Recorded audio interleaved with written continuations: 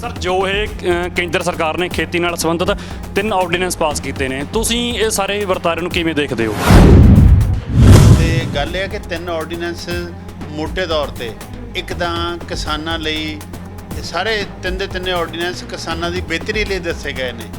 ਤੇ ਉਹਨਾਂ ਜਿਹੜਾ ਇੱਕ ਆਰਡੀਨੈਂਸ ਹੈ ਉਹ ਕਿਸਾਨਾਂ ਲਈ ਖੁੱਲ੍ਹੀ ਮੰਡੀ ਦੀ ਗੱਲ ਕਰਦਾ ਤੇ ਜਿਹੜਾ ਦੂਜਾ ਆਰਡੀਨੈਂਸ ਹੈਗਾ ਉਹ ਕਿਸਾਨਾਂ ਲਈ ਕੰਟਰੈਕਟ ਫਾਰਮਿੰਗ ਦੀ ਗੱਲ ਕਰਦਾ ਹੈ।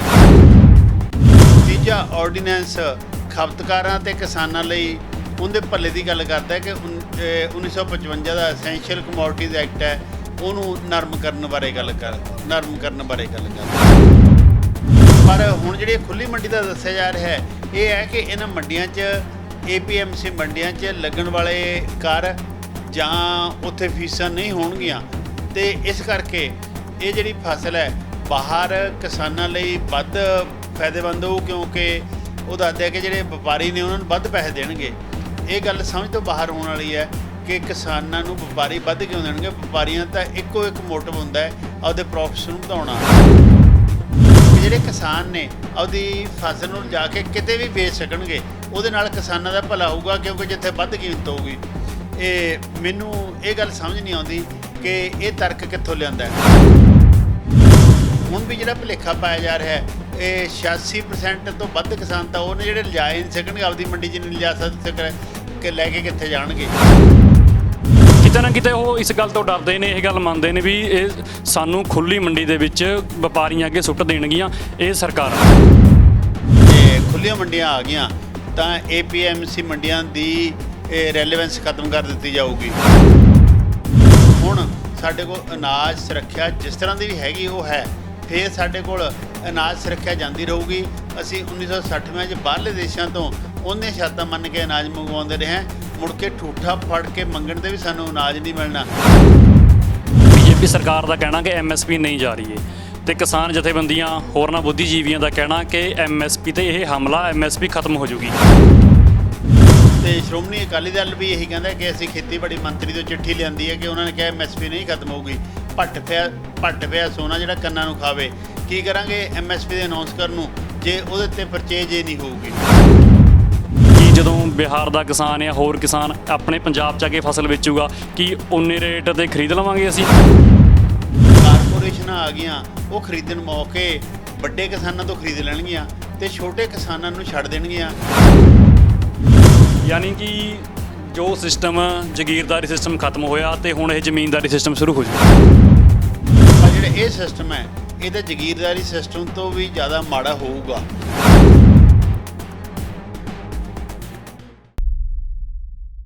ਸਤਿ ਸ਼੍ਰੀ ਅਕਾਲ ਦੋਸਤੋ, ਚੈਨਲ ਪੰਜਾਬੀ ਤੇ ਗਲੋਬਲ ਪੰਜਾਬ ਦੇਖ ਰਹੇ ਸਾਰੇ ਦੋਸਤਾਂ ਦਾ ਸਵਾਗਤ ਹੈ। ਦੋਸਤੋ, ਜਿਵੇਂ ਤੁਸੀਂ ਜਾਣਦੇ ਹੋ ਕਿ ਕੇਂਦਰ ਸਰਕਾਰ ਵੱਲੋਂ ਪਿਛਲੇ ਦਿਨੀ ਖੇਤੀ ਨਾਲ ਸੰਬੰਧਿਤ 3 ਆਰਡੀਨੈਂਸ ਪਾਸ ਕੀਤੇ ਗਏ ਨੇ। ਇਹ ਆਰਡੀਨੈਂਸ ਕੀ ਨੇ, ਇਹਨਾਂ ਦੀ ਪਰਿਭਾਸ਼ਾ ਕੀ ਹੈ, ਇਹ ਜਾਣਾਂਗੇ ਅਸੀਂ ਅੱਜ ਡਾਕਟਰ ਗਿਆਨ ਸਿੰਘ ਕੋਲੋਂ। ਡਾਕਟਰ ਗਿਆਨ ਸਿੰਘ ਪੰਜਾਬੀ ਯੂਨੀਵਰਸਿਟੀ ਪਟਿਆਲਾ ਦੇ ਸਾਬਕਾ ਪ੍ਰੋਫੈਸਰ ਨੇ ਜੋ ਇਕਨੋਮਿਕ ਨਾਲ ਸੰਬੰਧਿਤ ਹੈ। ਸੋ ਆਓ ਸਵਾਗਤ ਕਰਦੇ ਹਾਂ ਡਾਕਟਰ ਗਿਆਨ ਸਿੰਘ ਹੋਰਾਂ ਦਾ। ਸਰ, ਤੁਹਾਡਾ ਸਵਾਗਤ ਹੈ। ਸ਼ੁਕਰੀਆ ਜੀ।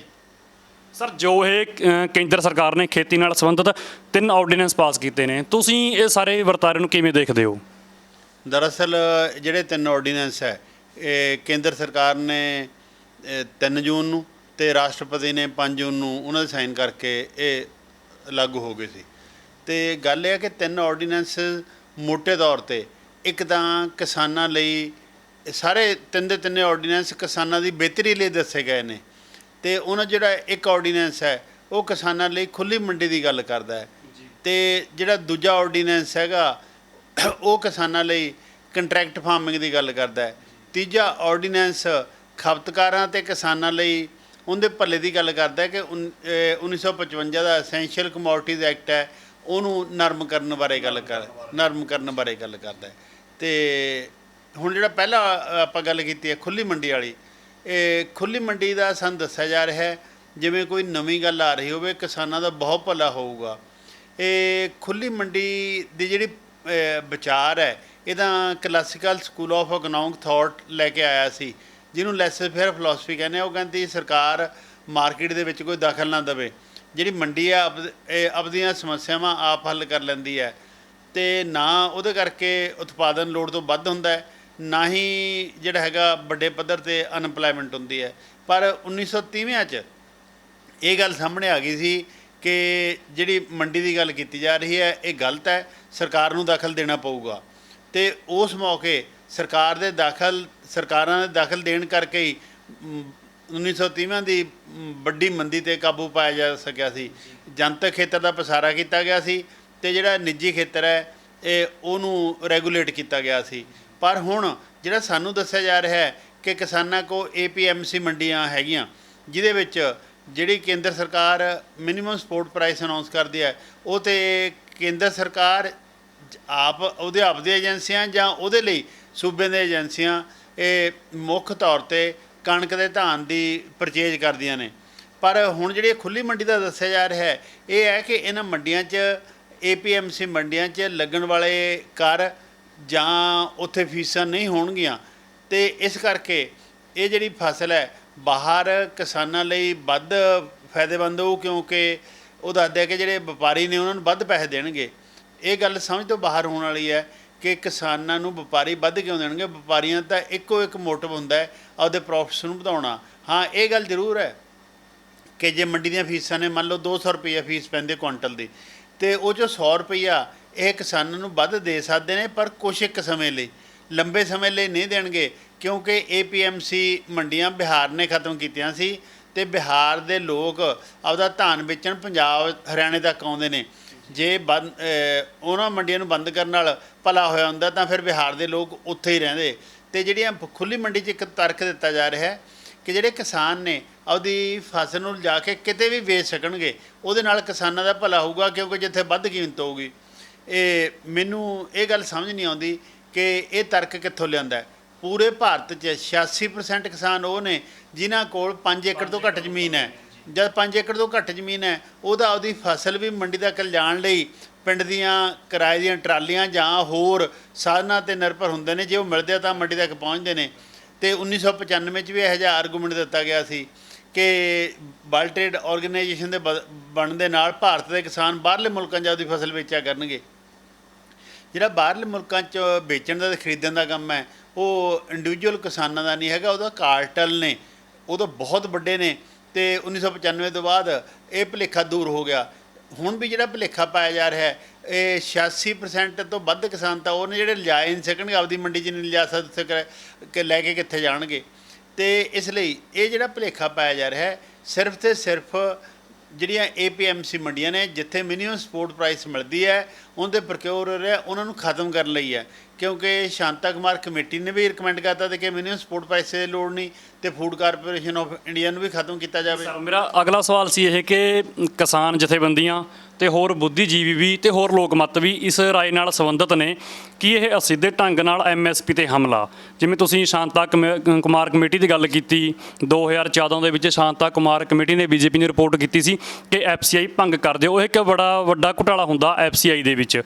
ਇਸ ਤੋਂ ਇਲਾਵਾ ਤਾਂ ਕਿਸਾਨ ਜਥੇਬੰਦੀਆਂ ਨੇ ਇਕੱਠੇ ਹੋ ਕੇ ਇੱਕ ਸਮਝੌਤਾ ਵੀ ਕੀਤਾ ਤੇ 25 ਸਤੰਬਰ ਨੂੰ ਉਹ ਚੰਡੀਗੜ੍ਹ ਦੇ ਵਿੱਚ ਧਰਨਾ ਵੀ ਰੱਖਣ ਜਾ ਰਹੇ ਨੇ।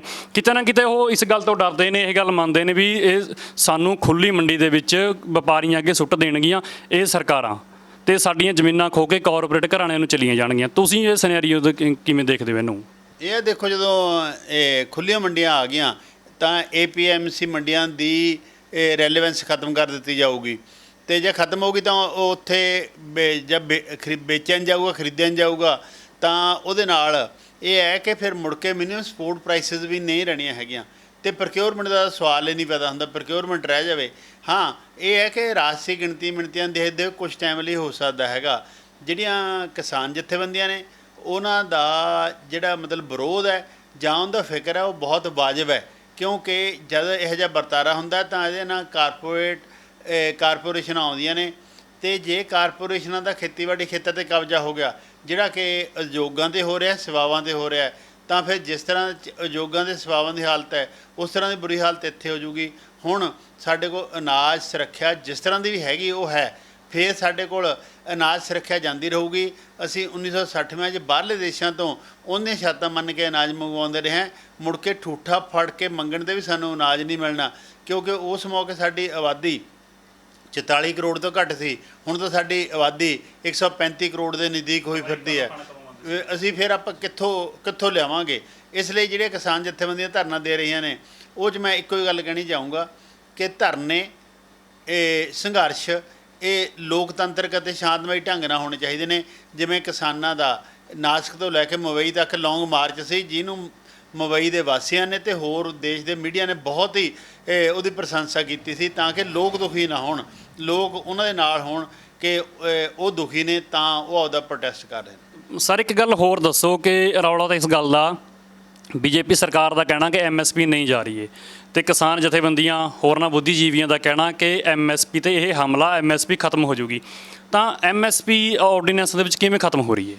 ਦੇਖੋ, ਜਿਹੜੇ ਆਰਡੀਨੈਂਸ ਹੈ ਉਹ 'ਚ ਸਿੱਧੇ ਤੌਰ ਤੇ ਐਮਐਸਪੀ ਦੇ ਖਤਮ ਕਰਨ ਬਾਰੇ ਕੋਈ ਗੱਲ ਨਹੀਂ, ਸਗੋਂ ਇਹ ਹੈ ਕਿ ਐਨਡੀਏ ਦੀ ਇੱਕ ਪਾਰਟਨਰ ਹੈ ਜਿਹੜੀ ਪੰਜਾਬ ਦੀ ਹੈ, ਸ਼੍ਰੋਮਣੀ ਅਕਾਲੀ ਦਲ, ਤੇ ਸ਼੍ਰੋਮਣੀ ਅਕਾਲੀ ਦਲ ਵੀ ਇਹੀ ਕਹਿੰਦਾ ਕਿ ਅਸੀਂ ਖੇਤੀਬਾੜੀ ਮੰਤਰੀ ਤੋਂ ਚਿੱਠੀ ਲਿਆਂਦੀ ਹੈ ਕਿ ਉਹਨਾਂ ਨੇ ਕਿਹਾ ਐਮਐਸਪੀ ਨਹੀਂ ਖਤਮ ਹੋਊਗੀ। ਭੱਟ ਪਿਆ ਸੋਨਾ ਜਿਹੜਾ ਕੰਨਾਂ ਨੂੰ ਖਾਵੇ। ਕੀ ਕਰਾਂਗੇ ਐਮਐਸਪੀ ਦੇ ਅਨਾਉਂਸ ਕਰਨ ਨੂੰ ਜੇ ਉਹਦੇ 'ਤੇ ਪਰਚੇਜ ਹੀ ਨਹੀਂ ਹੋਊਗੀ, ਜੇ ਉਹਦੇ ਸਾਡੇ ਫਸਲਾਂ ਨਹੀਂ ਖਰੀਦੀਆਂ ਜਾਣਗੀਆਂ। ਇਹ ਐਮਐਸਪੀ ਦਾ 23 ਫਸਲਾਂ ਦੀ ਅਨਾਉਂਸ ਹੁੰਦੀ ਹੈ, ਜਿਵੇਂ 23 ਫਸਲਾਂ ਤੇ ਐਮਐਸਪੀ ਅਨਾਉਂਸ ਹੁੰਦੀ ਹੈ। ਇਸ ਵਾਰ ਮੱਕੀ ਦਾ ਵੀ ਹੋਇਆ, ਮੱਕੀ ਦੀ ਐਮਐਸਪੀ ਸੀ 1850 ਰੁਪਏ ਤੇ ਮੰਡੀਆਂ 'ਚ 500 ਤੋਂ 600 ਰੁਪਏ ਤੱਕ ਉਹ ਵਿਕੀ ਹੈ। ਹਾਂ, ਜਦੋਂ ਪੁੱਛਦੇ ਆ ਤਾਂ ਫਿਰ ਐਮਐਸਪੀ ਦਾ ਰੇਟ ਸੀ 1850 ਰੁਪਏ, ਤਾਂ ਇਹ ਕਿਸਾਨਾਂ ਨੂੰ 500 ਤੋਂ 600 ਰੁਪਏ ਕਿਉਂ ਮਿਲਿਆ? ਤਾਂ ਉਹ ਕਹਿੰਦੇ ਨੇ ਅਸੀਂ 15,000 ਕਰੋੜ ਕਿਸੇ ਯੋਜਨਾ ਤਹਿਤ ਰੱਖਿਆ ਜੋ ਕਿ ਕਿਸਾਨਾਂ ਨੂੰ ਅਸੀਂ ਦੇਵਾਂਗੇ। ਨਹੀਂ, ਤੁਸੀਂ ਇਹ ਦੇਖੋ ਨਾ, ਗੱਲ ਇੱਥੇ ਨਹੀਂ ਮੁੱਕਦੀ ਸ਼ਾਂਤਾ ਕੁਮਾਰ ਕਮੇਟੀ ਦੇ। ਉਦੋਂ ਬਾਅਦ ਨਿਤਨ ਗਡਕਰੀ ਨੇ ਇਹ 11 ਤਰੀਕ ਨੂੰ ਬਿਆਨ ਦਿੱਤਾ ਕਿ ਜਿਹੜੀ ਐਮਐਸਪੀ ਹੈ ਉਹ ਸਾਡੀ ਡੋਮੈਸਟਿਕ ਅਤੇ ਇੰਟਰਨੈਸ਼ਨਲ ਮਾਰਕੀਟ ਦੋਨਾਂ ਤੋਂ ਵੱਧ ਹੈ, ਜਿਹੜੀ ਦੇਸ਼ ਦੀ ਆਰਥਿਕਤਾ ਲਈ ਖਤਰਾ ਹੈ। ਅਤੇ ਇੰਡੀਕੇਸ਼ਨ ਤਾਂ ਸਾਫ਼ ਨੇ ਕਿ ਉਦੋਂ ਭੱਜਣ ਦੀਆਂ ਤਿਆਰੀਆਂ ਨੇ। ਅਤੇ ਜੇ ਨਹੀਂ ਸਮਝਦੇ ਜਿਹੜੇ ਉਹਨਾਂ ਦੀ ਮਰਜ਼ੀ ਹੈ। ਜਿਹੜੀ ਚਿੱਠੀ ਆਈ ਦੀ ਗੱਲ ਇਹ ਅਕਾਲੀ ਦਲ ਕਰਦਾ ਹੈ, ਚਿੱਠੀ ਖੇਤੀਬਾੜੀ ਮੰਤਰੀ ਦੀ ਆਈ ਆ, ਆਰਥਿਕ ਮਾਮਲਿਆਂ ਬਾਰੇ ਕੈਬਨਿਟ ਕਮੇਟੀ ਦੀ ਨਹੀਂ ਆਈ, ਕਿਉਂਕਿ ਜਿਹੜੀ ਐਮਐਸਪੀ ਡਿਟਰਮਨ ਹੁੰਦੀ ਹੈ, ਉਹਦਾ ਐਲਾਨ ਹੁੰਦਾ ਹੈ, ਉਹਦਾ ਆਰਥਿਕ ਮਾਮਲਿਆਂ ਬਾਰੇ ਕੈਬਨਿਟ ਕਮੇਟੀ ਕਰਦੀ ਹੈਗੀ। ਇਸ ਲਈ ਜਿਹੜਾ ਇਹ ਪਾਸੇ ਚੱਲ ਰਿਹਾ, ਇਹ ਪਾਸਾ ਕੋਈ ਬਹੁਤ ਵਧੀਆ ਮੈਨੂੰ ਨਹੀਂ ਦਿਖ ਰਿਹਾ ਹੈਗਾ। ਤਾਂ ਫਿਰ ਜਿਵੇਂ ਕੈਪਟਨ ਅਮਰਿੰਦਰ ਸਿੰਘ ਨੇ ਵਿਧਾਨ ਸਭਾ ਦੇ ਵਿੱਚ ਇਹ 3 ਆਰਡੀਨੈਂਸ ਖਾਰਜ ਵੀ ਕਰਤੇ ਨੇ ਸੈਸ਼ਨ ਬੁਲਾ ਕੇ 1 ਦਿਨ ਦਾ, ਤਾਂ ਉਹਨਾਂ ਨੂੰ ਕੈਂਸਲ ਕੀਤੇ ਆਰਡੀਨੈਂਸਾਂ ਨੂੰ ਤੁਸੀਂ ਕਿਵੇਂ ਦੇਖਦੇ ਹੋ? ਤਾਂ ਦੂਜਾ, ਜਿਵੇਂ ਇਹ ਕਹਿੰਦੇ ਇੱਕ ਮੰਡੀ ਤੇ ਇੱਕ ਦੇਸ਼ ਹੋਊਗਾ, ਕਿ ਜਦੋਂ ਬਿਹਾਰ ਦਾ ਕਿਸਾਨ ਜਾਂ ਹੋਰ ਕਿਸਾਨ ਆਪਣੇ ਪੰਜਾਬ 'ਚ ਆ ਕੇ ਫਸਲ ਵੇਚੂਗਾ ਕਿ ਉਨੇ ਰੇਟ 'ਤੇ ਖਰੀਦ ਲਵਾਂਗੇ ਅਸੀਂ, ਕਿ ਫਿਰ ਕੇਂਦਰ ਸਰਕਾਰ ਇੰਨਾ ਪੈਸਾ ਦੇ ਦੇਵੇਗੀ? ਪਹਿਲੀ ਗੱਲ ਤਾਂ ਇਹ ਹੈ ਕਿ ਜਿਹੜੀ ਗੱਲ ਹੈ ਵੀ ਕਿ ਇੱਕ ਦੇਸ਼ ਇੱਕ ਮੰਡੀ। ਸਾਡਾ ਦੇਸ਼ ਬਹੁਤ ਵੱਡਾ ਹੈ, ਇੱਥੇ ਬਹੁਤ ਸਾਰੇ ਵਖਰੇਵੇਂ ਨੇ, ਅਤੇ ਮੈਂ ਤਾਂ ਪਹਿਲਾਂ ਗੱਲ ਕਰ ਹਟਿਆ ਕਿ 86% ਕਿਸਾਨ ਤਾਂ ਉਹ ਹੈ ਕਿ ਜਿਹੜੇ ਆਪਣੀ ਨੇੜੇ ਦੀ ਮੰਡੀ 'ਚ ਫਸਲ ਨਹੀਂ ਲਿਜਾ ਸਕਦੇ, ਉਹ ਦੂਜੇ ਸੂਬਿਆਂ 'ਚ ਲਿਆ ਕੇ ਕਿਵੇਂ ਵੇਚਣਗੇ? ਨਾਲੇ ਜਦੋਂ ਕਾਰਪੋਰੇਸ਼ਨਾਂ ਆ ਗਈਆਂ, ਉਹ ਖਰੀਦਣ ਮੌਕੇ ਵੱਡੇ ਕਿਸਾਨਾਂ ਤੋਂ ਖਰੀਦ ਲੈਣਗੀਆਂ ਅਤੇ ਛੋਟੇ ਕਿਸਾਨਾਂ ਨੂੰ ਛੱਡ ਦੇਣਗੀਆਂ।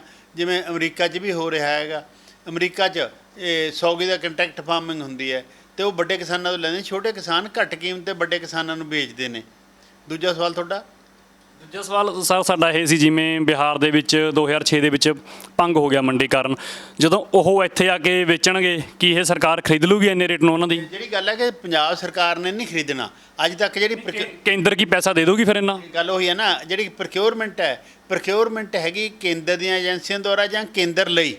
ਇਹਦਾ ਕੇਂਦਰ ਜੇ ਇਹ ਕਹੂਗੀ ਕਿ ਇੱਥੇ ਪ੍ਰਕਿਉਰ ਕਰਨ ਲਈ ਅਸੀਂ ਤਿਆਰ ਹਾਂ, ਫਿਰ ਤਾਂ ਉਹ ਜ਼ਰੂਰ ਹੋਊਗਾ। ਪਰ ਕੇਂਦਰ ਜੇ ਕੇਂਦਰ ਨੇ ਕਰਨਾ ਹੋਵੇ, ਫਿਰ ਇਹ ਆਰਡੀਨੈਂਸਿਸ ਦੇ ਲਿਆਉਣ ਦਾ ਜਿਹੜਾ ਟਾਈਮ ਹੈ ਉਹ ਬੇਮੌਕਾ ਹੈ, ਕਿਉਂਕਿ ਸਾਡੀ ਕਣਕ ਦੀ ਕਟਾਈ ਹੋ ਗਈ ਸੀ, ਕਣਕ ਦੀ ਮੰਡੀਕਰਨ ਹੋ ਗਿਆ ਸੀ।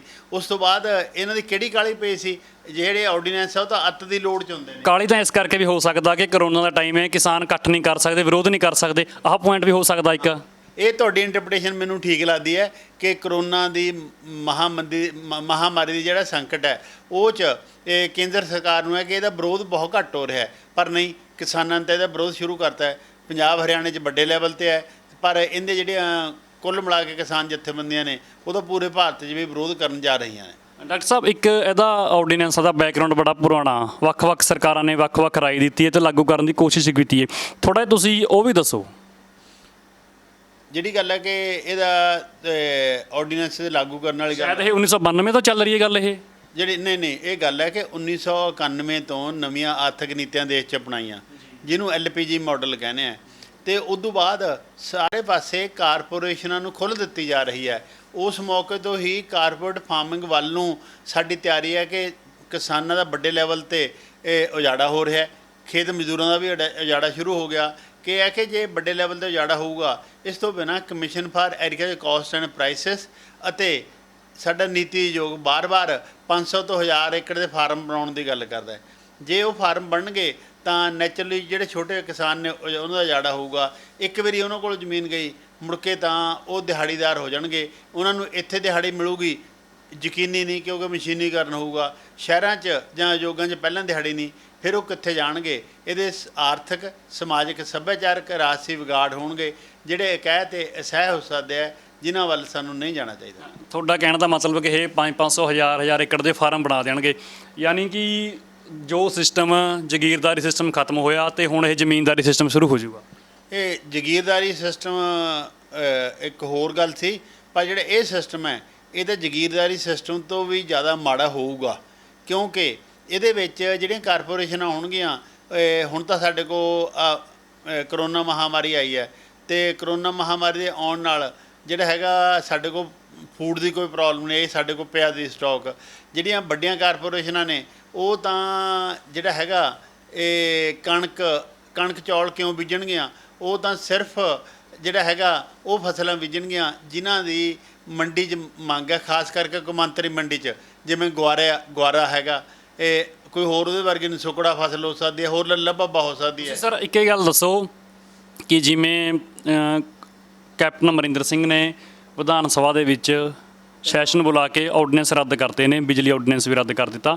ਉਸ ਤੋਂ ਇਲਾਵਾ ਕਿਸਾਨ ਜਥੇਬੰਦੀਆਂ ਇਕੱਠ ਨੇ, ਇੱਕ ਮੱਤ ਨੇ, ਉਹ ਸੰਘਰਸ਼ ਕਰ ਰਹੀਆਂ ਨੇ। ਕੀ ਸਾਰੇ ਸੰਘਰਸ਼ਾਂ ਨੂੰ ਦੇਖਦੇ ਹੋਏ ਕੀ ਤੁਹਾਨੂੰ ਲੱਗਦਾ ਕੇਂਦਰ ਸਰਕਾਰ ਜਾਂ ਸੋਧ ਕਰ ਸਕਦੀ ਹੈ ਜਾਂ ਵਾਪਸ ਲੈ ਸਕਦੀ ਹੈ? ਪਹਿਲੀ ਗੱਲ ਤਾਂ ਜਿਹੜਾ ਪੰਜਾਬ ਨੇ ਕੀਤਾ, ਪੰਜਾਬ ਪਹਿਲਾ ਸੂਬਾ ਜਿਹਨੇ ਆਰਡੀਨੈਂਸ ਦੇ ਵਿਰੁੱਧ ਮਤਾ ਪਾਇਆ, ਇਹ ਇੱਕ ਪ੍ਰੋਟੈਸਟ ਹੈ, ਕੇਂਦਰ ਨੂੰ ਸੁਨੇਹਾ ਹੈ। ਇਹਦੇ ਕਰਨ ਨਾਲ ਕੇਂਦਰ ਦੇ ਆਰਡੀਨੈਂਸਿਸ ਜੇ ਬਿੱਲ ਬਣ ਕੇ ਐਕਟ ਬਣਨ ਲਈ ਆਉਂਦੇ, ਐਕਟ ਬਣ ਜਾਂਦੇ ਤਾਂ ਕਾਨੂੰਨ ਬਣ ਜਾਊਗਾ ਦੇਸ਼ ਦਾ। ਪਰ ਇਹ ਜਿਹੜਾ ਹੈਗਾ ਕੇਂਦਰ ਸਰਕਾਰ ਇਹ ਸੁਨੇਹਾ ਸੁਣ ਲੈਣਾ ਚਾਹੀਦਾ।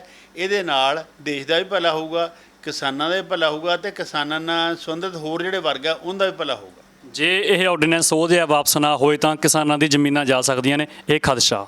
ਇਕੱਲੀਆਂ ਜ਼ਮੀਨਾਂ ਨਹੀਂ ਜਾ ਸਕਦੀਆਂ, ਇਹ ਤਾਂ ਬਹੁਤ ਵੱਡਾ ਨੁਕਸਾਨ ਹੋ ਸਕਦਾ ਹੈ। ਕਿਸਾਨਾਂ ਦੀਆਂ ਜ਼ਮੀਨਾਂ ਜਾਣਗੀਆਂ, ਖੇਤ ਮਜ਼ਦੂਰਾਂ ਅਤੇ ਪੇਂਡੂ ਕਾਰੀਗਰ ਜਿਹੜੇ ਛੋਟੇ, ਉਹਦਾ ਰੁਜ਼ਗਾਰ ਜਾਊਗਾ। ਯਾਨੀ ਕਿ ਜੇ ਪੰਜਾਬ ਦੀ ਖੇਤੀ ਫੇਲ ਹੋ ਗਈ ਤਾਂ ਪੰਜਾਬ ਦੀ ਇਕਨੋਮੀ ਫੇਲ ਹੋ ਜਾਊਗੀ, ਕਿਉਂਕਿ ਇਹਦੇ ਨਾਲ ਹੀ ਖੇਤੀ ਨਾਲ ਹਰ ਇੱਕ ਦੁਕਾਨਦਾਰ, ਹਰ ਇੱਕ ਵਕੀਲ, ਡਾਕਟਰ ਸਭ ਜੁੜੇ ਹੋਏ ਨੇ। ਇਹ ਇਕੱਲਾ ਪੰਜਾਬ ਦੀ ਇਕਨੋਮੀ ਦਾ ਰੌਲਾ ਨਹੀਂ, ਪੂਰੇ ਦੇਸ਼ ਦੀ ਇਕਨੋਮੀ ਦਾ ਰੌਲਾ ਹੈ ਕਿ ਜਿੱਥੇ ਇਹ ਵੱਖ-ਵੱਖ ਵਰਗ ਫੇਲ ਹੋਣਗੇ, ਕਿਸਾਨ, ਖੇਤ ਮਜ਼ਦੂਰ ਤੇ ਪੇਂਡੂ ਛੋਟੇ ਕਾਰੀਗਰ, ਇਹਦੇ ਨਾਲ ਸਾਡੀ ਦੇਸ਼ ਦੀ ਅਨਾਜ ਸੁਰੱਖਿਆ ਦਾ ਵੀ ਬੜਾ ਗੰਭੀਰ ਮਸਲਾ ਖੜਾ ਹੋ ਜਾਊਗਾ, ਜਿਹਨੂੰ ਦੇਸ਼ ਝੱਲ ਨਹੀਂ ਸਕੂਗਾ। ਸਰ ਤੁਸੀਂ ਬੜੇ ਸੰਖੇਪ 'ਚ ਕੁਐਸਚਨ ਦੱਸੋ ਕਿ 1955 ਦਾ ਜੋ ਐਕਟ ਸੀ ਉਹਦੇ 'ਚ ਸੋਧ ਕੀਤੀ ਹੈ ਕਿ ਇਹ ਗੋਡਾਨ ਵਗੈਰਾ ਬਣਾ ਰਹੇ ਨੇ, ਉਹਨੂੰ ਫਿਰ ਸਟੋਰ ਕਰ ਸਕਦੇ ਨੇ। ਇੱਕ ਤਰ੍ਹਾਂ ਨਾਲ ਇਹ ਨਹੀਂ ਲੱਗਦਾ ਕਿ ਇਹ ਖੁਰਾਕ 'ਤੇ ਵੀ ਕਬਜ਼ਾ ਹੋ ਰਿਹਾ? ਇਹ ਹੈ ਕਿ ਜਦ ਇਸ ਤਰ੍ਹਾਂ ਦੀਆਂ ਮੰਡੀਆਂ ਬਣ ਗਈਆਂ, ਥੋੜ੍ਹੇ ਟਾਈਮ ਲਈ ਉਹਦਾ 150 ਰੁਪਏ ਵੱਧ ਕੇ ਖਰੀਦਣਾ ਸ਼ੁਰੂ ਕੀਤਾ ਜਾ ਸਕਦਾ ਹੈ। ਜਦੋਂ APMC ਮੰਡੀਆਂ ਬਣ ਗਈਆਂ, ਖਤਮ ਹੋ ਗਈਆਂ, ਉਸ ਤੋਂ ਬਾਅਦ ਉਹਨਾਂ ਨੂੰ ਵੀ ਬਿਹਾਰ ਵਾਲੀ ਹਾਲਤ ਹੋਊਗੀ, 500 700 ਰੁਪਏ ਕੁਇੰਟਲ ਦਾ ਘੱਟ ਮਿਲੂਗਾ। ਅਤੇ ਉਸ ਤੋਂ ਬਾਅਦ ਜਿਹੜਾ ਐਸੈਂਸ਼ੀਅਲ ਕਮੋਡਿਟੀਜ਼ ਐਕਟ 1955 ਨੂੰ ਬਹੁਤ ਹੀ ਨਰਮ ਕਰਨਾ ਹੈ। ਉਹਦੇ ਨਾਲ ਜਿਹੜੀਆਂ ਬਹੁਤ ਸਾਰੀਆਂ ਕਮੋਡਿਟੀਜ਼ ਨੇ, ਜਿਹ 'ਚ ਅਨਾਜ ਨੇ, ਦਾਲਾਂ ਨੇ, ਪਿਆਜ਼ ਹੈ, ਆਲੂ ਹੈ, ਇਸ ਤੋਂ ਬਿਨਾਂ ਹੋਰ ਫਸਲਾਂ ਨੇ, ਫਸਲਾਂ ਦੀ ਜਿਣਸਾਂ ਨੇ, ਜਾਂ ਉਹਨਾਂ ਨੂੰ ਰੱਖਣ ਦੀ ਕੋਈ ਲਿਮਟ ਨਹੀਂ ਰਹਿਣੀ, ਤਾਂ ਉਹ ਸਟੋਰ ਇੰਨਾ ਕਰ ਲਿਆ ਕਰਨਗੇ, ਉਸ ਮੌਕੇ ਸਸਤਾ ਲੈ ਕੇ ਬਾਅਦ 'ਚ ਅੱਗ ਦੇ ਭਾਅ ਵੇਚਿਆ ਕਰਨਗੇ। ਕਿਸਾਨ ਵੀ ਮਾਰਿਆ ਜਾਊਗਾ, ਖਪਤਕਾਰ ਵੀ ਮਾਰਿਆ ਜਾਊਗਾ। ਖਪਤਕਾਰ ਮਾਰਿਆ ਜਾਊਗਾ। ਇਹ ਸਨ ਸਾਡੇ ਨਾਲ ਸਾਬਕਾ ਪ੍ਰੋਫੈਸਰ ਗਿਆਨ ਸਿੰਘ, ਜਿਨ੍ਹਾਂ ਨੇ ਤੁਹਾਨੂੰ ਬੜੇ ਬੇਬਾਕ ਤਰੀਕੇ ਨਾਲ ਦੱਸਿਆ ਕਿ ਜਿਹੜੇ ਇਹ ਆਰਡੀਨੈਂਸ ਨੇ ਪੰਜਾਬ ਲਈ ਮਾਰੂ ਸਾਬਤ ਹੋ ਸਕਦੇ ਨੇ। ਮਾਰੂ ਸਾਬਤ ਹੋਣ ਤੋਂ ਬਾਅਦ ਪੰਜਾਬ ਦਾ ਉਜਾੜਾ ਸ਼ੁਰੂ ਹੋ ਜਾਊਗਾ, ਜਿਹਨੂੰ ਰੋਕਣ ਦੀ ਲੋੜ ਹੈ, ਇਹਨਾਂ ਤੋਂ ਸੋਧ ਕਰਨ ਦੀ ਲੋੜ ਹੈ, ਇਹਨਾਂ ਨੂੰ ਵਾਪਸ ਲੈਣ ਦੀ ਲੋੜ ਹੈ। ਸ਼ੁਕਰੀਆ। ਸਾਡਾ ਹਰ ਇੱਕ ਪ੍ਰੋਗਰਾਮ ਦੇਖਣ ਤੇ ਸਾਡੇ ਨਾਲ ਜੁੜਨ ਲਈ ਸਬਸਕ੍ਰਾਈਬ ਕਰੋ ਚੈਨਲ ਪੰਜਾਬੀ ਤੇ ਨੋਟੀਫਿਕੇਸ਼ਨ ਲਈ ਬੈਲ ਆਈਕਨ ਵਾਲੇ ਬਟਨ ਤੇ ਕਲਿੱਕ ਕਰੋ।